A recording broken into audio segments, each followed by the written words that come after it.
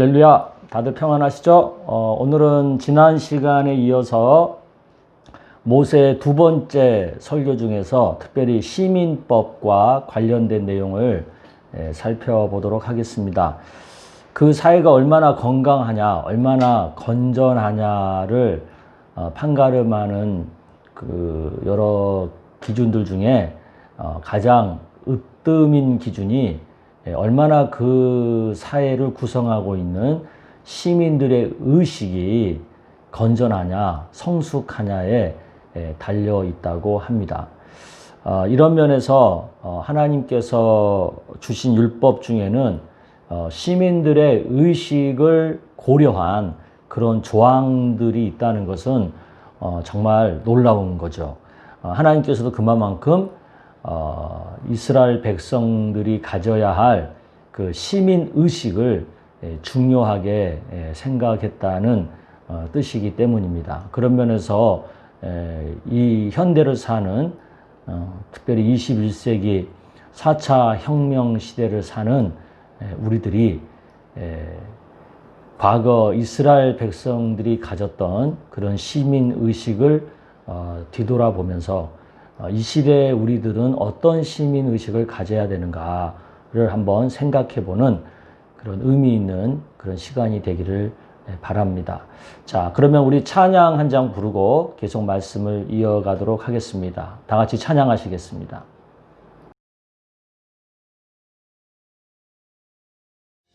세상의 육시험이 내게 몰려올 때 나의 힘으론 그것들 모두 이길 수 없네. 거대한 폭풍 가운데 위축된 나의 영혼 어찌할 바를 몰라 헤매이고 있을 때 세상의 유혹 시험이 내게 몰려올 때 나의 힘으론 그것들 모두 이길 수 없네. 거대한 폭풍 가운데 위축된 나의 영혼 어찌할 바를 몰라 헤매이고 있을 때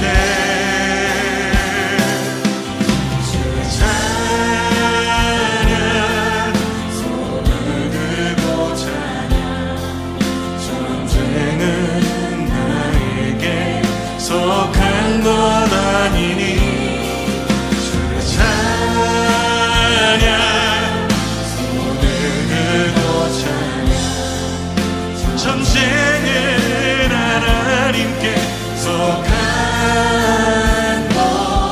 것이니 거짓과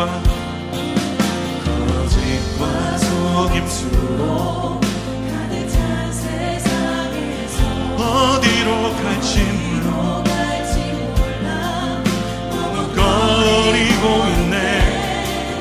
공중에 권세 자동자 지금도 우리들을 실패와 절망으로 넘어뜨리려 하네.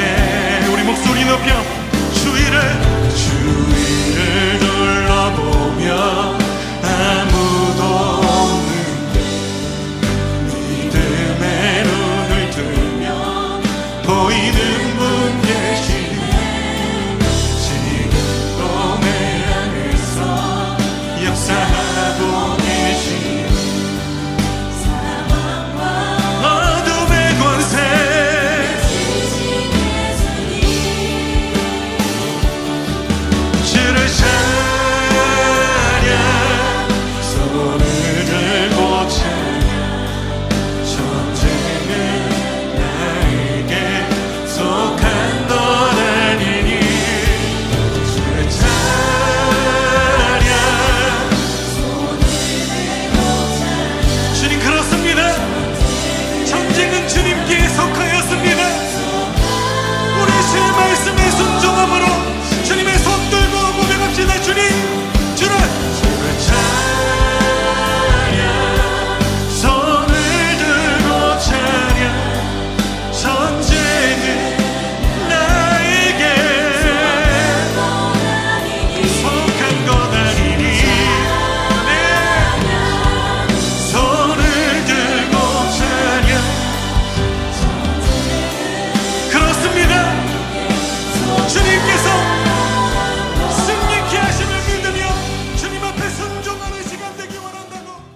아멘.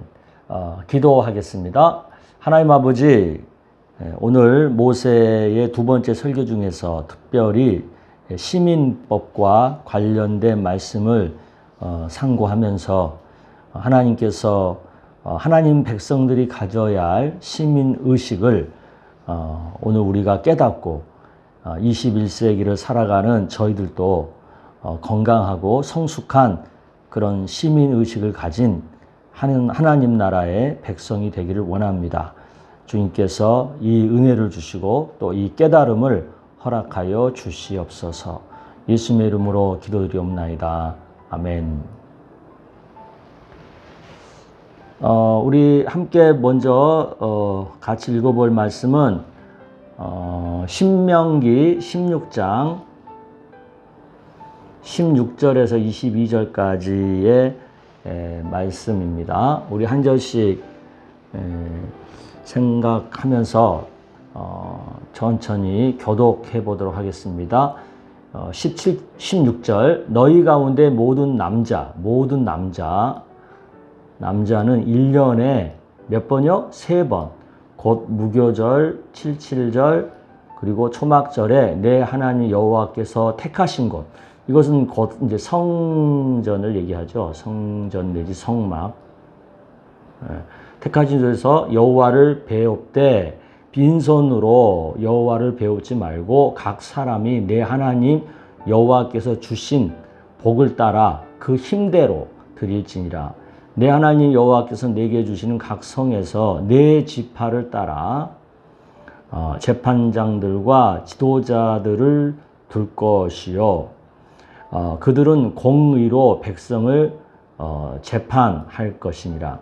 너는 재판을 굽게 하지 말며 사람을 외모로 보지 말며 또 뇌물을 받지 말라. 뇌물은 지혜자의 눈을 어둡게 하고 의인의 말을 굽게 하느니라.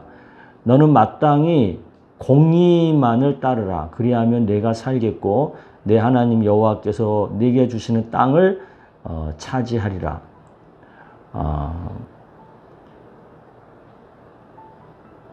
내 하나님 여호와를 위하여 쌓은 제단 곁에 어떤 나무로든지 아세라 상을 세우지 말며 자기를 위하여 주상을 세우지 말라. 내 하나님 여호와께서 미워하시느니라. 이 본문에서만 봐도 우리가 시민 의식을 고려한 하나님의 조치들이 나오는 첫 번째가 절기이죠. 절기. 새 절기. 1년에 3번 각 가정의 남자들은 모두 성전에 모이도록 한 절기. 그 다음 두 번째는 뭐예요? 재판. 공의로운 재판. 세 번째는 우상 숭배. 여기서만 봐도 이 세 가지를 통해서 이스라엘 백성이 가져야 할 시민의식의 기준이 뭔가를 우리가 엿볼 수 있죠. 우리가 이런 생각들을 하면서 오늘 말씀을 좀 살펴보도록 하겠습니다. 먼저 절기에 대한 겁니다. 새 절기를 꼭 지키라고 했죠. 그 첫 번째가 6월절이에요. 6월절, 또 다른 말로 말하면 이제 무교절이라고 하죠. 무교절. 3절에 보면 무교병을 그것과 함께 먹지 말고 이래 동안은 무교병 곧 고난의 떡을 그것과 함께 먹으라. 이는 내가 애굽 땅에서 급히 나왔음이니 이같이 행하여 내 평생에 항상 내가 애굽 땅에서 나온 날을 기억하라. 그러니까 이 6월절은 출애굽을 기념하는 해방절기예요. 그 애굽의 노예 생활, 그 다음에 하나님이 그 노예 생활에서 구원하여 주신 것을 잊지 않고 기억하게 함으로써 국가의 정체성을 확립시키는 거죠. 항상 이 정체성이 중요하잖아요.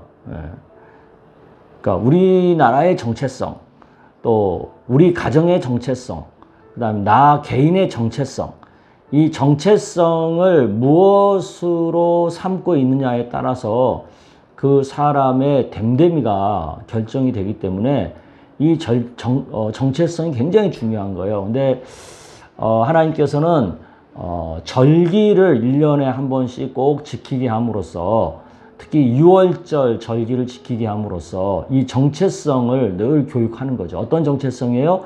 너희들은 하나님께서 구원해 주신 백성이다. 애굽에서 노예 생활할 때 너희들을 하나님께서 구원해 하셔서 이 가나안 땅으로 인도해 주셨다 하는 이 정체성, 이 정체성을 잊지 말라는 거죠. 두 번째 절기가 또 있어요. 그건 이제 칠칠절이에요. 이건 다른 말로 말하면 이제 맥추절이라고도 하죠. 맥추절. 7주를 셀지니 곡식의 낫을 대는 첫날부터 7주. 그러니까 7주가 아니죠. 거의 이제 한 50일 정도 되는, 오순절 날이 50일이니까 50일 정도 되는 기간 동안에 이 지키는 절기가 이 칠칠절인데, 이때는 곡식 농사와 과일 농사, 이 두 가지 농사 모두의 작황을 결정하는 굉장히 중요한 시기예요. 이 맥추절 7주간의 기간이. 그러니까 이 기간에는 정말 하나님을 의지하는 믿음으로 살도록 하면서 하나님이 도와주시는 것을 체험토록 하는 거죠. 이것을 위해서 이제 이 칠칠절을 꼭 지키라고 말씀하시는 거예요. 그러니까 우리가 신앙생활 하면서 인생의 중요한 시기에, 또 인생의 중요한 사건에 하나님이 도와주셨다라는 것을 경험하잖아요. 그러면 그 사람은 절대 하나님 떠나지 않아요. 근데 중요한 시기나 중요한 사건에 하나님과 동떨어진 생각을 하고 동떨어진 삶을 살잖아요. 그럼 그 사람 하나님이 잊어버리기 쉬워요. 그래서 하나님께서 1년 중에서 가장 우리 생활과 밀접하게 관련돼 있고 가장 우리 의식주에 있어서 결정적인 중요한 이 시기 7주간 동안 철저히 하나님을 의지하는 삶을 통해서 하나님을 체험하는 그런 이스라엘의 시민의식을 갖도록 하기 위해서 이 칠칠절을 지키라고 하는 거죠. 이거 굉장히 중요한 거예요. 그래서 우리들도 인생의 중요한 어떤 일이나 시기에 하나님과 함께하는 어떤 특별히 40일 무슨 작정해서 기도를 한다든가, 또 말씀 묵상을 작정해서 며칠간 아주 집중해서 하나님과 함께 한다든가 하는 그런 어떤 신앙의 결단이 굉장히 중요한 거예요. 그러니까 자녀들에게도 그런 것들을 좀 교육할 필요가 있습니다. 또 이제 세 번째 절기는 초막절이죠. 이건 이제 다른 말로 말하면은 장막절이라고도 하고 또 수장절이라고도 하죠. 같은 절기 이름을 다른 얘기예요. 너희 타작마당, 즉 포도주 틀에 소출을 거두어 들인 후에 이래 동안 초막절을 지킬 것이요. 그랬어요. 이 초막절은 첫 번째 의미는 40년의 광야 생활을 기념하는 거예요. 그래서 나뭇가지로 초막을 짓고 7일간 거기에 기거하면서 그 광야 생활했던 조상들의 고난을 기억하는 절기예요. 또 두 번째 의미는 한 해 동안의 농사를 마감하고 창고의 수확물을 저장하고 난 다음에 하나님의 은혜에 감사하는 또 절기이기도 해요. 그러니까 이 두 가지의 의미를 합치면 하나님 뜻에 순종하면 복을 받게 된다는 것을 잊지 않게 하는 절기죠. 왜 그래요? 왜 이스라엘 백성들이 40년의 광야 생활을 하게 되었어요? 불순종한 것 때문에 그렇잖아요. 그 정탐꾼, 10명의 정탐꾼 말만 듣고 가나안 땅을 악평하면서 불평했잖아요. 가나안 땅에 들어가라고 한 하나님의 말씀에 대해서. 이 불순종 때문에 40년의 광야 생활을 하게 된 거잖아요. 그러니까 초막절을 지키면서 이들은 불순종한 대가가 40년의 광야 생활의 그 고난이었다는 것을 기억해야 되고요. 또 한 해 농사를 수확하고 나서 창고에 다 들이고 난 다음에는 하나님이 이렇게 우리와 함께 하시면 이렇게 풍성한 복을 받을 수 있다라는 것을 또한 느낄 수 있어야 되는 거죠. 그러니까 결국은 뭐냐면 하나님 뜻에 순종하는 삶을 살면 복을 받게 된다라고 하는 너무나도 단순하지만 중요한 심플하면서도 굉장히 임포턴트한 중요한 이 개념을 잊지 않도록 하기 위해서 하나님께서 초막절을 해마다 지키게 하는 거예요. 그러니까 이 절기, 이 세 절기에서 하나는 정체성, 두 번째는 하나님 의지하는 삶, 세 번째는 가장 중요한 복받는 원리. 이것을 해마다 절기를 통해서 확인하면서 그 중요한 시민 의식을 갖게 하는 거죠. 네. 이것이 이제 절기가 주는 의미입니다. 그 다음에 이제 또 시민법에서 강조하는 게 재판이에요. 공의로운 재판. 재판시 유의사항이 있죠. 재판을 굽게 하지 말라는 거죠. 그러니까 그 어떤 그 자기의 이해관계나 어떤 사람의 유익만을 위해서 이렇게 손을 안으로 굽듯이 왜곡시키지 말라는 거죠. 그리고 사람을 외모로 보지 말고 또 뇌물을 받지 말고 재판을 하라는 거죠. 그러니까 바른 시민 사회가 이루어지려면요, 공의로운 재판이 굉장히 중요해요. 재판이 공의롭지 못하면 그 사회의 근간이 무너지는 겁니다. 그런 면에서 우리나라도 요새 이제 여러 가지 이 재판과 관련한 사법부와 관련한 그 얘기가 많잖아요. 지금 이 재판과 관련해서 그 우리나라의 시스템을 보면 입법이 있고 사법이 있고 그다음 요 중간에 검사의 역할이 있잖아요.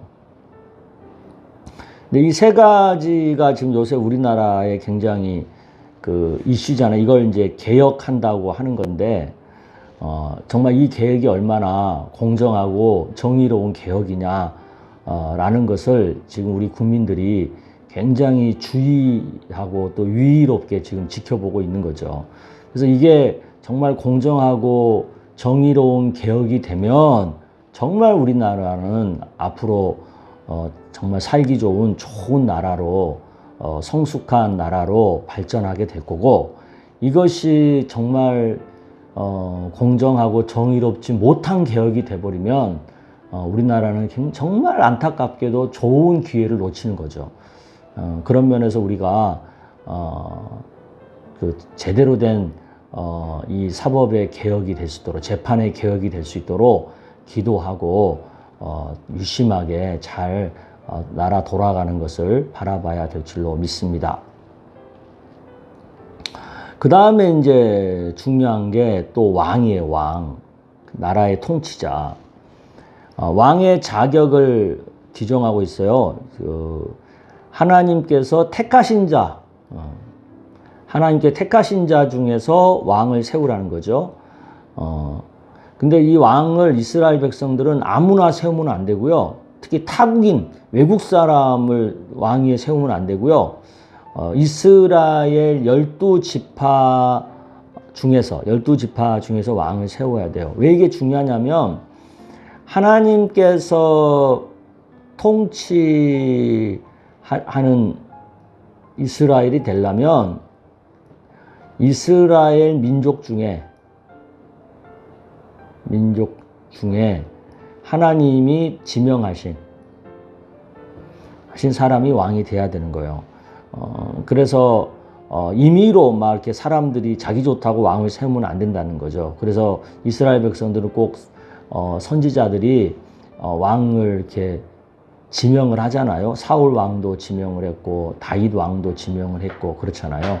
그런 식으로 해서 하나님의 통치가 이루어지는 국가가 되기를 하나님이 기대하셨던 거죠.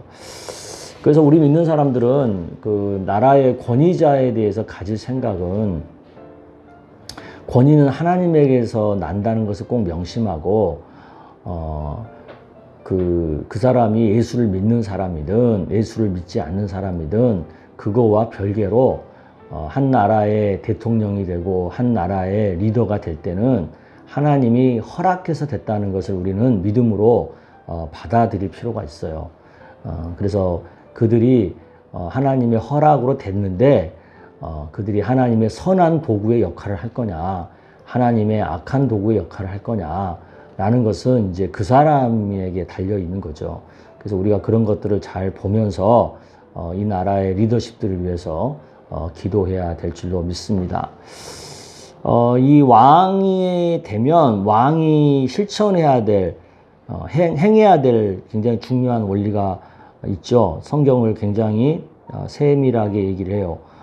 그가 왕이 오르거든 율법서의 등사본을 레위 사람 제사장 앞에서 책에 기록하여 평생에 자기 옆에 두고 읽어서 그의 하나님 여호와 경외하기를 배우며 그 율법의 모든 말과 이 규례를 지켜 행할 것이라. 그러니까 통치의 원리가 자기 생각이 아니라 하나님의 말씀으로 하라는 뜻이죠. 하나님 말씀 따라서 통치를 해라. 그게 첫 번째고, 그래서 자기 마음대로 좌로나 우로나 치우치어서 하지 말고 하나님의 말씀대로 통치해라. 이제 그런 뜻입니다. 또 그 다음에 왕이 해서는 안 될 것이 있어요. 조심해야 될 거. 병마를 많이 두지 말라. 일반적으로 그 왕이 되면 군사력을 막 이제 키우려고 하잖아요. 근데 이제 의외로 하나님은 이 군사력을 많이 두지 말라는 거예요. 병마를 많이 얻으려고 그 백성을 애굽으로 돌아가게 하지 말 것이다. 왜냐하면 그때 당시에 아마 이 말, 병마, 전쟁할 수 있는 말이 애굽에 많이 있었나 봐요. 그래서 이 병마를 얻으려고 애굽으로 갔다가 다시 그들이 애굽에 사는 것으로 할까 같은 어떤 옛날로 돌아가는 우를 범할까 봐 이렇게 하지 말라는 거죠. 그 다음에 또 아내를 많이 두지 마라. 또 은금을 많이 쌓지 마라. 이제 이런 것들을 금하고 있는 거예요. 그러니까 너무 세상적인 힘, 세상적인 쾌락, 세상적인 부를 추구하지 말고 하나님을 추구해라. 그러는 거죠. 하나님을 의지해라. 이런 뜻이에요. 그래야 통치의 기간이 길다는 거죠. 그 다음에 이제 또 하나님이 중요하게 생각하는 게 제사장과 레위 지파의 역할이에요. 이 제사장과 레위 지파에 대해서 이들은 어떻게 생활을 하게 돼 있어요? 제사장이 백성에게서 받을 몫은 이러하니 곧 그 드리는 제물의 소나 양이나 앞다리와 두 벌과 이라 이것을 제사장이 줄 것이요 또 내가 처음 거둔 곡식과 포도주와 기름과 내가 처음 깎은 양털을 내가 그에게 줄 것이다. 그러니까 제사장과 레위 지파들은 이스라엘 백성들이 가져온 각종 예물, 그 다음에 첫 소산물, 그 다음에 11조 이런 것들을 갖고 이제 생계를 유지해야 된다는 거죠. 그러니까 이것은 뭐예요? 그러니까 자기들이 뭐 이렇게 힘으로 하지 말고 하나님께서 이스라엘 백성들을 통해서 공급하시는 것으로 먹고 살아라. 예, 그런 뜻이에요. 이제 오늘날 이제 우리와 비교해 본다면 구약의 제사장과 레위 지파들은 오늘날 우리 교회를 섬기는 교역자들과 또 교회 직원들을 의미한다고 보죠. 그러니까 이제 우리 교역자들과 교회 직원들은 교인들이 헌금한 그 돈을 가지고 이제 생계를 유지해야 되는 거죠. 그래서 이제 그런 면에서 교회는 교역자들과 직원들이 생활하기에 부족하지 않도록 생계비를 줘야 될 책임이 있고요. 또 우리 교육자들과 직원은 사치하지 않고 교회가 나에게 주신 것들을 감사하면서 기쁘게 또 행복하게 살아야 하는 그런 의무가 또 있는 겁니다. 역할, 레위인과 제사장의 역할은 뭐냐면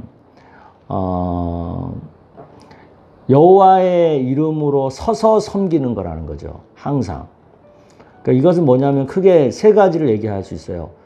성소 봉사, 그러니까 성전을 봉사하는 거, 그러니까 제사를 드리고 성전의 기구와 기물들을 관리하고 하는 것들이고, 그다음 백성들의 교육, 율법을 가리키고 하는 그런 교육. 그 다음에 또 신앙 지도, 그러니까 예배 생활과 제사 생활 이런 것들. 그러니까 크게 성소 봉사, 백성들의 교육과 신앙 지도, 이것을 항상 이것을 위해서 이들은 살아야 되는 거죠. 하나님의 이름으로 하는 거니까.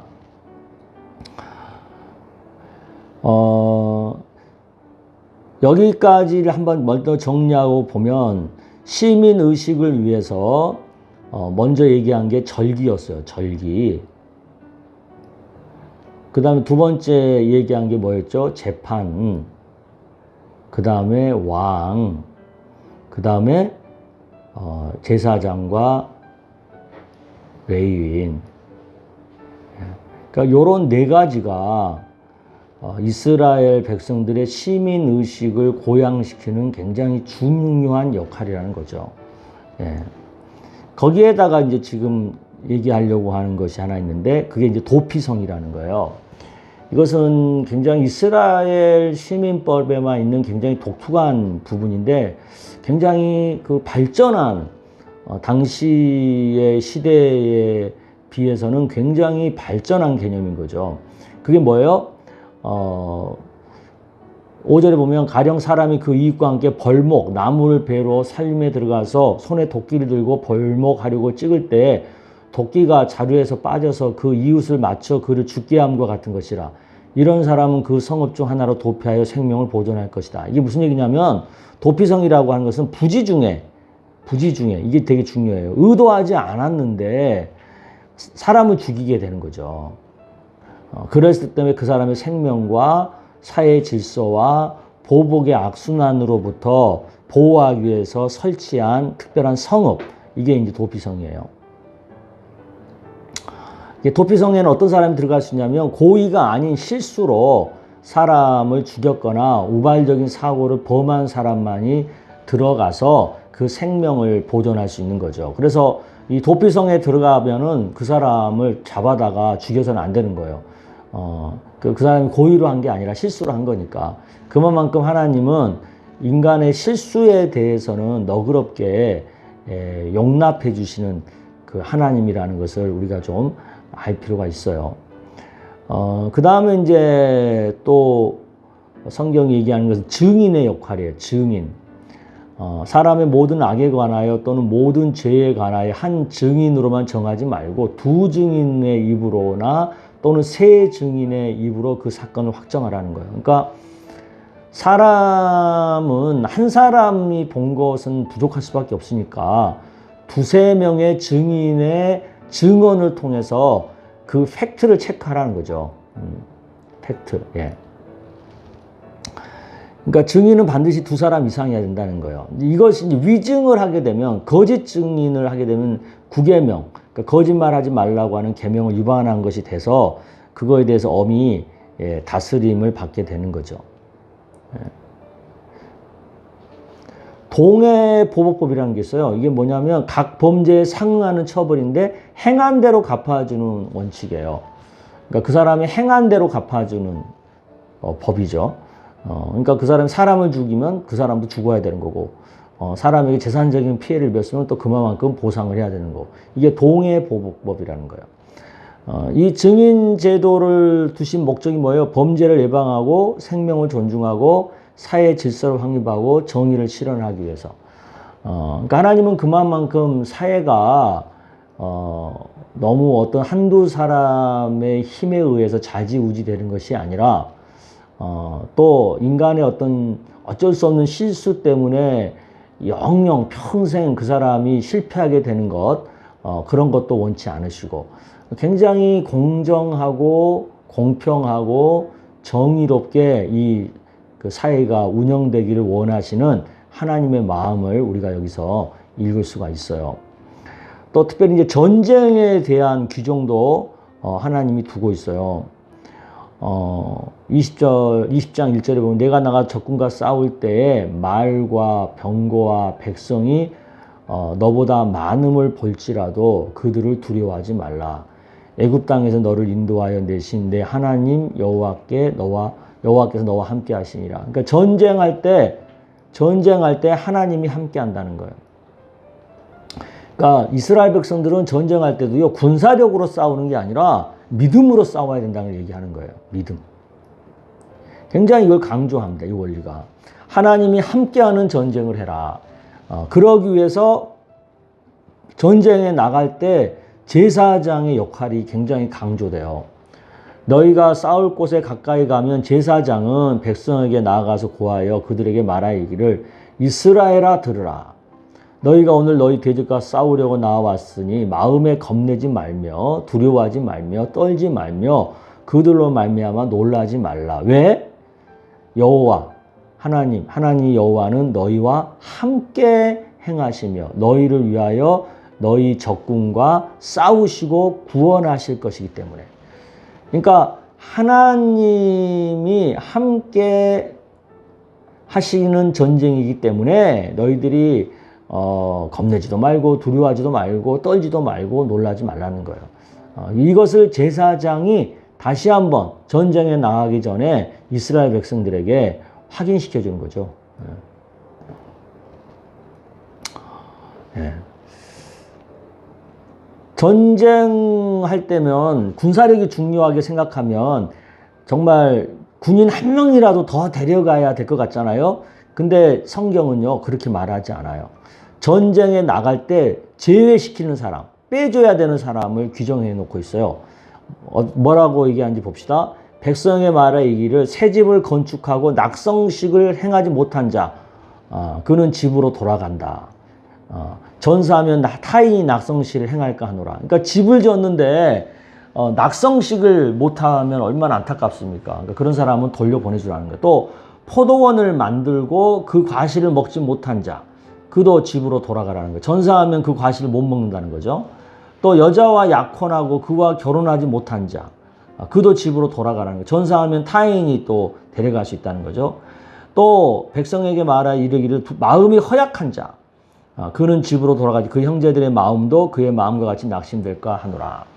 이처럼 일반적인 전쟁은 한 사람이라도 더 전쟁터에 데려가려고 하는데 하나님이 함께하는 전쟁은 사람 수에 있지 않기 때문에 이렇게 특별히 고려해 줘야 하는 사람들은 전쟁에 데려가지 않도록 배려하시는 것을 우리가 보게 됩니다. 자, 하나님 너무 멋지신 분 아닙니까? 전쟁하는 방법에 대해서도 나와요. 내가 어떤 성읍으로 나아가서 치료할 때는 그 성읍에 먼저 화평을 선언하라는 거예요. 그러니까 처음부터 막 전쟁하지 말고 될 수 있으면 안 싸우는 게 제일 좋다는 거죠. 그래서 화평으로 그쪽에서 화답을 하면 싸우지 말고 외교적으로 조공을 하고 이렇게 해서 싸우지 않는 게 최고 좋다. 예. 근데 화평을 거부한다. 기어이 싸우겠다 한다. 그러면은 어떻게 하라는 거예요? 그 성읍을 에워싸고 그 성읍을 내 손에 넘기 너는 칼날로 그 안에 남자를 다 쳐 죽이고 너는 또 오직 여자와 유아들과 가축들과 성읍 안에 있는 모든 것을 너를 위하여 탈취물로 삼을 것이고 또 너는 내 하나님 여호와께서 내게 주신 적군에서 빼앗은 것을 먹을지니라. 그러니까 전쟁을 안 하면 좋은데 그래도 굳이 전쟁을 하겠다고 하면 확실하게 하라는 거예요. 네, 확실하게. 그러니까 어설프게 하지 말라는 거지. 네, 다시는 전쟁을 또 일으킬 수 있는 빌미를 만들지 말라는 거지. 네, 이게 하나님의 마인드예요. 그러니까 우리가 꼭 무슨 전쟁이 아니더라도 그 생업의 현장에서 남들과 이렇게 경쟁을 하고 막 그런 사업도 어차피 전쟁 같지 않습니까? 그럴 때도 마찬가지입니다. 될 수 있으면 서로 윈윈 하는 게 좋아요. 서로 조금씩 양보하고 조금씩 이렇게 배려해서 윈윈 하는 선택을 하는 게 제일 좋은데, 상대가 그 제안을 무시하거나 거절하면 그때는 확실하게 이겨야 돼요. 어설프게 하면 안 된다는 거지. 그러니까 다시는 그 상대가 내 사업장을, 내 생업을 넘보지 못하도록 확실하게 승리를 가져와야 된다는 거예요. 이게 하나님의 전쟁 원리입니다. 우리는 그것을 꼭 기억할 필요가 있어요. 정복지 관리예요. 내가 내게서 멀리 떠난 성읍들, 곧 이 민족들에게 멀리 떠난 성읍들, 이 민족들에 속하지 아니한 성읍들에게는 이같이 행하라. 어떤 게 내 하나님 여호와께서 그러니까 이스라엘 국가와 멀리 떨어져 있는 곳에 대해서는 그렇게 남자만 죽이고 여자나 이런 사람들에 대해서는 이렇게 좀 너희들이 취하고 하는 정도로 하라고 했는데, 가까이 이스라엘 백성들과 가까이 있는 그러니까 이스라엘 가나안 땅 안과 근처에 있는 성읍에서는 호흡이 있는 자들은 하나도 살리지 말라는 거예요. 다 죽이라는 거예요. 즉 헷 족속, 아모리 족속, 가나안 족속, 브리스 족속, 휘이스 족속, 여부스 족속 진멸하는 거예요. 왜 이렇게 하라는 거예요? 이는 그들이 그 신들이 행하는 모든 가증한 일, 즉 그들이 섬기고 있는 그런 우상들이 너희에게 가르쳐 본받게 하여서 너희의 하나님 여호와께 범죄하게 할까 함이라. 그러니까 그 이방 민족들이 섬기는 우상들의 영향을 받아서 이스라엘 백성들이 하나님을 잊어버리거나 떠나게 될 것이 두렵기 때문에 확실하게 전멸을 시키라는 거예요. 살리지 말라는 거예요. 그 하나님께서는 이 정도로 다른 신을 섬기는 것, 우상을 섬기는 것을 싫어하시는 분이에요.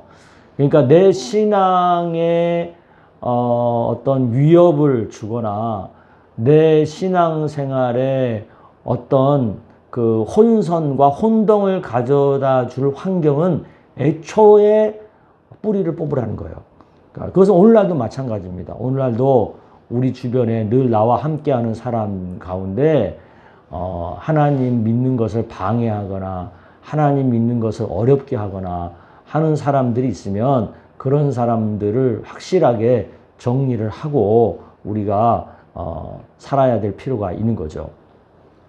또 너희가 어떤 성읍을 오랫동안 에워싸고 그 성읍을 쳐서 점령할 때, 그러니까 점령지에 대한 원리예요. 도끼를 들러 그곳의 나무를 찍어내지 말라. 그 나무를 해치지 말라는 거예요. 왜요? 그것 때문에 나중에 이제 너희들이 먹을 것이 되는 거죠. 다만 과목이 아닌 수목. 수목은 찍어내어 너희와 싸우는 그 성읍을 치는 기구를 만들어서 그 성읍을 함락시킬 때까지 쓸지니라. 그러니까 효과적으로 재산을 관리하라는 거죠. 이렇게 세세하게 규정을 두고 있습니다. 이걸 통해서 이제 우리가 받을 교훈은 저는 이렇게 정리해봤어요. 시민의식을 갖되 신앙에 바탕한 시민의식을 가져라. 무슨 얘기입니까? 하나님 말씀 중심, 하나님 말씀 중심으로 시민의식을 삼아야 되는 거예요. 그러니까 자꾸 세상 풍조에 따른 시민의식은 늘 왔다 갔다 해요. 왜냐하면 세상 풍조는 늘 바뀌는 거니까. 근데 하나님 말씀은 바뀌진 않아요. 그러니까 우리가 시민의식을 갖되 하나님 말씀 중심적인 시민의식으로 무장해야 된다라는 것을 강조하고 싶고요. 그 다음에 사회의 약자를 배려해라. 그러니까 항상 어느 사회든지 약자는 있게 마련이에요. 그러니까 이 약자는 강한 사람들이 배려해줘야 되는 어떻게 보면은 하나님께서 우리에게 맡기신 어떤 짐과 같아요. 숙제와 같아요. 그러니까 시민의식이 성숙해지려면 약자를 배려하는 시민의식을 가져야 해요. 근데 너무 강자 중심적이고 있는 사람들 중심적이고 권력자 중심적이면 그 사회는 절대로 건강하고 건전한 사회가 되기 어렵습니다. 있는 사람들이 부자들이 강한 사람, 힘 있는 사람들이 약자를 배려하는 그런 사회가 될 때 그 사회가 건강하고 건전한 사회, 성숙한 사회가 될 수 있는 것입니다. 바라기는 우리 믿는 자들은 항상 말씀 중심의 시민의식, 그 다음 사회의 약자를 배려하는 그런 시민의식을 가져서 세상 사람들에게 좋은 영향력을 미치는 그런 하나님 나라 백성의 삶을 살아야 될 줄로 믿습니다. 아멘. 자, 제가 기도하겠습니다. 하나님 아버지, 오늘 모세는 시민법과 관련된 말씀을 하면서 우리가 가져야 할 시민의식은 하나님 말씀 중심의 시민의식이요, 사회적 약자를 배려하는 시민의식을 가져야 된다는 것을 강조하고 있습니다. 이 시대에도 동일합니다. 우리가 세상 풍조에 따라 왔다 갔다 하는 그런 시민의식이 아닌 변하지 않는 하나님의 진리인 말씀 중심의 시민의식으로 저희들이 무장하게 하시고, 이 강한 자, 있는 자들의 사회가 아닌 사회적 약자를 배려하는 그런 시민의식으로 우리가 무장할 수 있도록 도와주시고, 우리 믿는 사람들은 항상 이런 시민의식의 기준을 가지고 이 사회를 이끌어가고 또 이 사회를 또 보호해가는 그런 역할을 잘 감당할 수 있도록 역사하여 주시옵소서. 예수님의 이름으로 기도드리옵나이다. 아멘. 네, 다음 시간에는 이제 모세의 두 번째 설교 중에서 세 번째 그 사회법에 대한 말씀을 공부하려고 하는데요. 신명기 21장에서 26장까지에 나오는 내용이니까 한번 예습하고 오시면 좋겠습니다. 자, 그럼 우리 또 다음 시간에 뵙도록 하겠습니다. 네, 안녕히 계세요.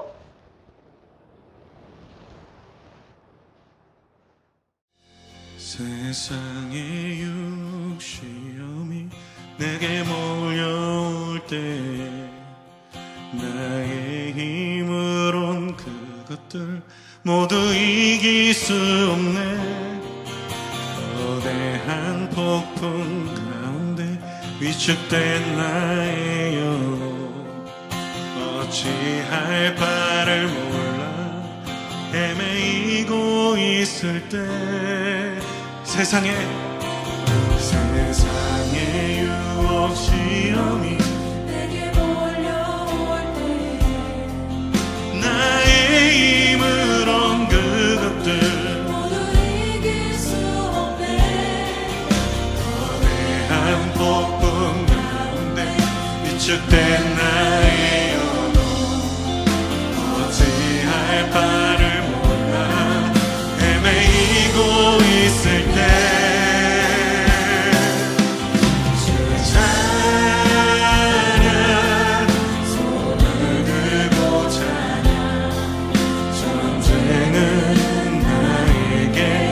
속한 것 아니니 주를 찬양, 손을 들고 찬양.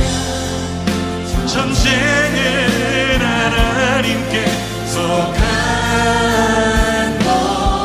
것이니 거짓과 속임수로 가득 찬 세상에서 어디로 갈지 머뭇거리고 있네. 공중에 권세 자동차 지금도 우리들은 실패와 절망으로 넘어뜨리려 하네. 우리 목소리 높여 주의를